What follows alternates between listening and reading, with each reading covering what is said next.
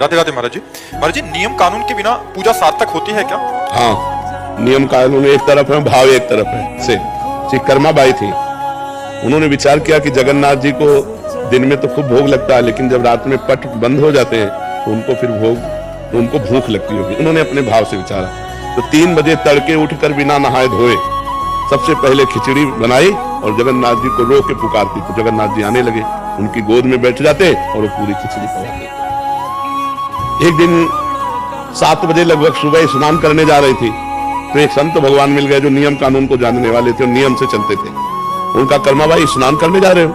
बोले क्या, किस प्रकार की तुम भक्त हो कि सूर्य उदय हो गया अब स्नान करने जा रहे हो? अरे भक्त तो तड़के स्नान करते हैं। तो उनका तड़के तुम ठाकुर जी का भोग बनाते हैं। अरे राम राम, कितना बड़ा अपराध करती हो। उन्होंने दूसरे दिन पहले स्नान और सब दिनचर्या की और भोग बनाया और बुलाया, तो जो ही एक कवल पवाया सो वहां पर्दा मंदिर काटने को ठाकुर जनता ध्यान हो गए, चले गए। अब वहां खिचड़ी मुंह में लगी थी एक कवल के।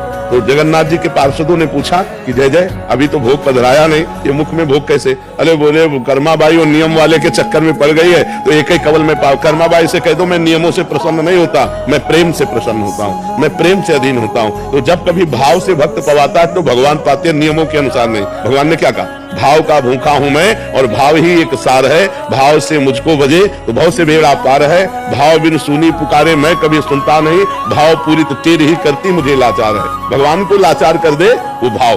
तो भाव की प्राप्ति होती है जब संयम नियम पूर्वक भजन करता चला जाए, लेकिन सेवा में प्रधानता भाव की होनी चाहिए, नियम की नहीं। बोले भगवान कहते हैं एक चुल्लू जल, एक तुलसी दल, एक फल या एक फूल भाव से मुझे समर्पित कर दिया जाए तो मैं उसे खा लेता हूँ। भाव ही प्रधान है, नियम के द्वारा भाव की पूर्ति होती है। अगर भाव नहीं है तो नियम का कोई महत्व नहीं।